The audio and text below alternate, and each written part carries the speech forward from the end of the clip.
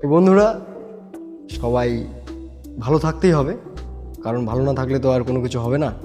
আজকে যে চ্যালেঞ্জটা নিয়েছিলাম 365 দিনের 12 নম্বর দিন, কেবল তো শুরু, 10%ও হয়নি। 10% হলে 365 দিনের 36 কি 37 দিন হতো। তো শুরুতেই বেশ কিছু আলোচনা না করাটাই ঠিক, কারণ অনেক কিছু করার বাকি আছে।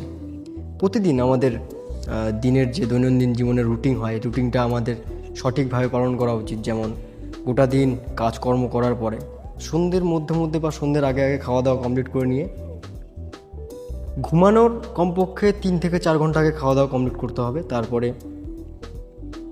বই পড়তে হবে, বই পড়তে পড়তে রাত্রে ঘুমানোর আগে অ্যাফার্মেশন করে একদম ডিপ স্লিপ করতে হবে।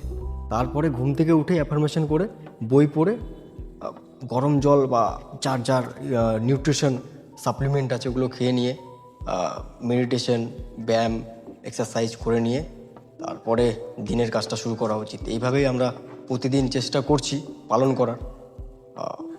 চ্যালেঞ্জ তো দিচ্ছি 365 দিনে, জানি না পূরণ হবে কি না, চেষ্টা আছে। আজকে 12 নম্বর দিন। এই বলে আজকে ভিডিওটা শেষ করছি এখানে।